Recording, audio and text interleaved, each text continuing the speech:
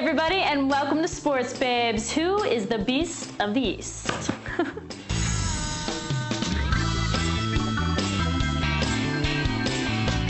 Hey everybody, and welcome to Sports Babes. Let's be honest.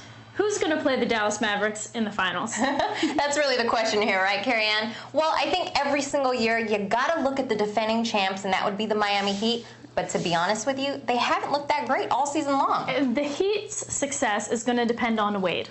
And you know what? Wade's first couple games back have been a little shaky. So I don't know. If he doesn't come back, I say the Heat are out of it. Well, I think the problem with Wade coming back is that while he was gone, the Heat established a whole new identity. They started playing that inside-out ball, and the daddy became the daddy again. Now, can the Heat establish their bread and butter before the playoffs? I'm not quite sure. Let's face it, you can't win championships without a two-man. But then the other team who kind of gave the Heat a little bit of a scare last year in the first round was the Chicago Bulls. And you know what? We know what the Chicago Bulls did in the 90s. This is the new revamped version, but they're young. Well, the thing is they are inexperienced. And let's face it, if you're inexperienced, you're pretty much not going to win a championship. They're pretty much peaking at the perfect time. The one asset that they do have that does have a whole lot of experience is Ben Wallace. And you know what? To be honest, he hasn't been the Ben Wallace of the Pistons that we knew and loved, because no one on this team can draw double teams.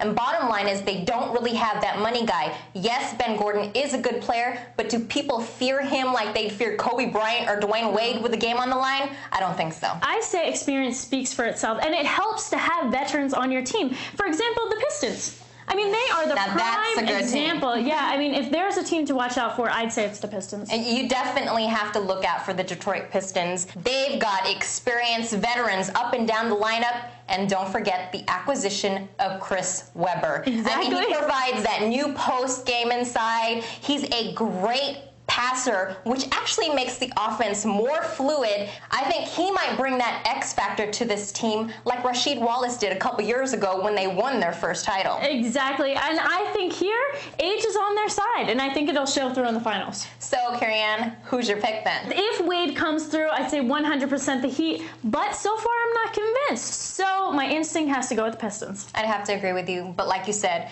we don't know about the Heat. They might be able to turn it on, pull it off. But I guess that's why they play the games, right? Let's kick it off to clutch time. All right, my clutch time is going to have to go out to the USC Trojans football team. Surprise, surprise. That's right. This team could potentially have every single starter be an All-American. And Pete Carroll's response to that, we should be pretty good.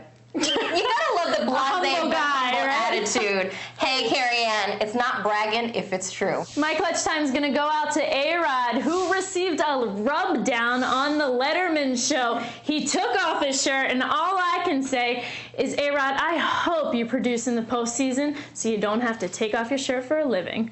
All right, that's right. That wraps up this episode of Sports Babes. Join us again next time at sportsbabestv.com.